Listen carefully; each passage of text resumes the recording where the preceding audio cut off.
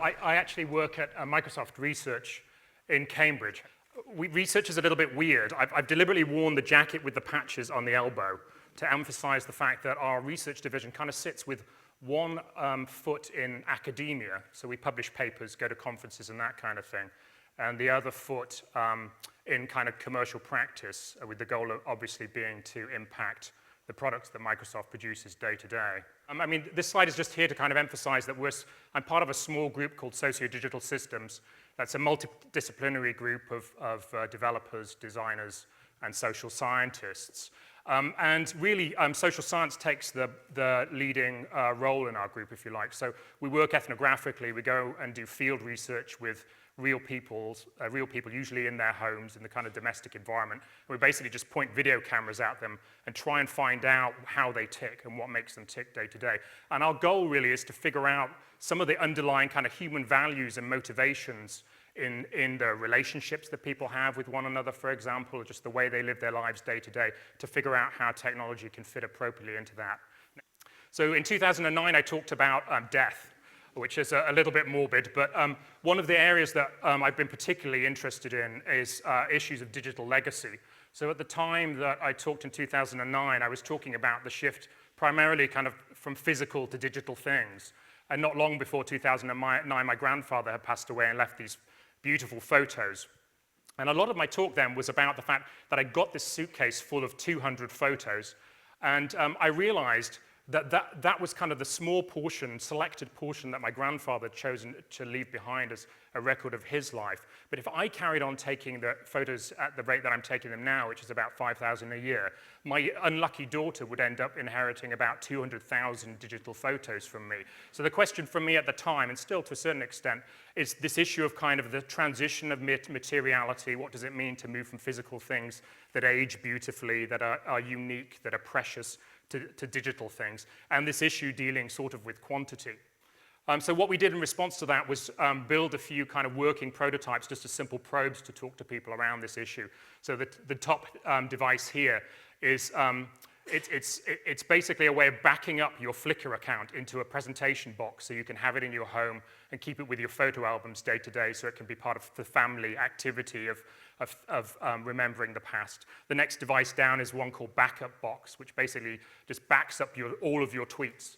And it's kind of a conceptual object in order to allow us to think about what it might be like to look back on our tweets in 40 or 50 years' time and to try and understand what value they might have for us as a resource for reminiscing about our past and thinking, well, who was I spending time with in 2012? Where was I going? What was I doing? And that kind of thing.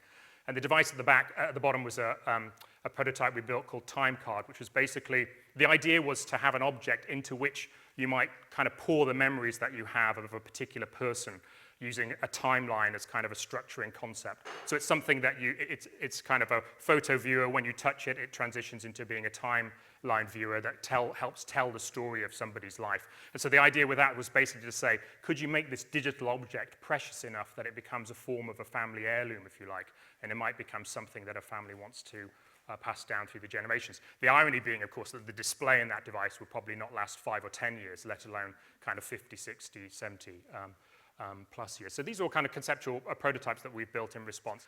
And I've been lucky enough to write a book about the subject, which I'll mention in passing, partially just because it's very innocuous. It doesn't look like it's about death or digital legacy at all, but there it is. So what we're doing now is thinking a little bit about the nature of digital things themselves. I mean, when I was talking in 2009, when I talked about digital things, a lot of what I was talking about were kind of digital things as unique objects, as files on your desktop, if you like. You know, so these are things that you know where they are. You have a folder that you put them in. They're icons that you can drag around. They're digital things that kind of have a tangibility of their own, if you like. They're objects that you can really kind of act on. Now what's happened, of course, is that we still have these kinds of digital things, but as we've posted them online, they've started changing in nature. So, for example, if I post a JPEG that I've got on my hard drive up onto Flickr, it actually becomes 7 different JPEGs on Flickr. They have all these different sizes that you can use for lots of different purposes. And it becomes kind of a network of metadata that connects this photo with other photos I've taken and also connects me with other people who are interested. You know, so there are these little links here underneath this Flickr photo that show who's commented, who's favorited these photos, and so on. So there's an interesting question here about the persistence of this kind of content. What's happened as well since 2009, I mean, I wasn't an early adopter, so what's happened is we've had services like Spotify appear. And so Spotify has even taken this a stage further, where suddenly the content itself isn't something that I necessarily have a sense of ownership over. The content belongs to somebody else. So the file-likeness of digital things has gone from being these iconographic things that I can drag around and back up and manipulate to being these networked web-like things that are kind of a bit more nebulous, but I still feel like I own them, for some kinds of content being things that I don't own at all. Although on Spotify, what I can do is I can make playlists. So I can make a record of the manipulations that I created within Spotify, indicating which songs I liked or wanted to listen to or wanted to share and those kinds of things. So in terms of legacy, you could say, well, is my legacy from my Spotify account then these little kind of manipulations that I've done of the songs rather necessarily than the songs themselves? So you get this sense that from a digital legacy perspective, we've shifted from kind of unique objects to these kind of cluster of metadata and properties, some of which we own, some of which we don't own. And that's a big issue to deal with when it comes to kind of a person's personal sense of ownership over content.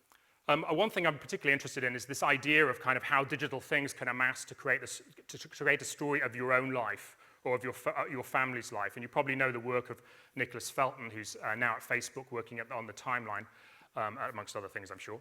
And he releases the Feltron report every year, which started out as a kind of tongue-in-cheek personal analysis of his own life through data in the form of a corporate report. And it was interesting that in 2010, I think, this is a Feltron report from 2010, his father passed away, and he used that year to look at the data that his father had basically left behind to use the Feltron report as a way of piecing together where his father had been, what he had done, and those kinds of things. So I think there's an interesting question here about the role of data here. Does data necessarily tell the whole picture? Does it really kind of shape the person in terms of the kind of story that it tells? Or does it have kind of a strange objective distancing role in terms of how you might think about a person?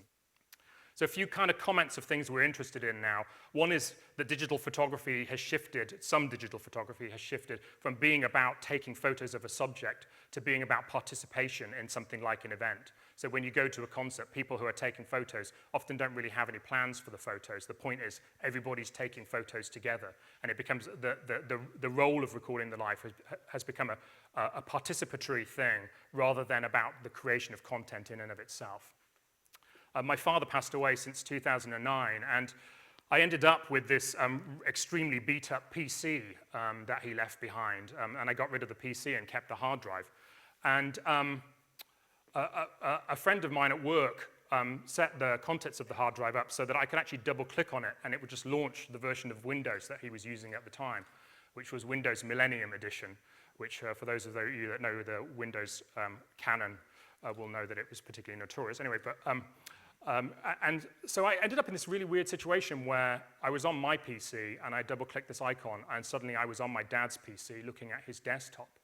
And I found myself in a strange position where I felt like I'd invaded his space to a certain extent. That he was a space that he'd created without legacy in mind. So unlike my grandfather, who probably had a plan when he was sorting out his physical photos in terms of what might happen to them and who might get them, my father would never have assumed that I'd be sitting there looking at his PC on my PC. And I've actually ended up being in a position where I've never gone through the content. I do feel the same pressure that you feel when somebody passes away, where you think, I really need to go through their stuff and sort it and figure out if there are important things there. But I ended up at this kind of the boundary of the content where I felt like it would, to some extent, be an invasion of privacy, because the content was never kept with legacy in mind. And this is a big issue when it comes to digital content, just because when it comes to the physical things in our houses, we are our own editors, and we get rid of things, and as we run out of space, and we make choices about what we keep, and we understand that somebody else is going to have to deal with this stuff when we pass away. But digital things just accrue. I'm taking these 200,000 digital photos, but I'm not doing anything responsible in terms of making it easier for my daughter to actually go through them because of the amount of work that is. The default for digital things is accruing, basically, and getting everything. I think it's interesting, though, we've started talking to people who are taking photos at different events, and they'll say, well, actually, from the point that I'm taking the photo, my goal was always to share it online, often through Facebook. And so I have never thought of this photo as ever being mine. It's always going to be something that's posted, and it belongs to my friends as much as it belongs to me. And when they're putting these photos online on a site like Facebook, what they're doing actually is creating a sort of social contract with their friends, where they say, I'll put this online, and you can comment it and like it, and I promise I'll never take it away. And it'll become a shared record of something we've done together, or that kind of thing. So I think there I'll leave you with that kind of question about how much possession. So much of the conversation about digital legacy is about keeping and saying this is mine, and sense of ownership. Well, actually, for these individuals who are talking about sharing as a default, there is this question which is just, will possession necessarily matter in the future if you have this kind of sense of socialness and this sense of sharing with others as the default, if you like? Thank you very much.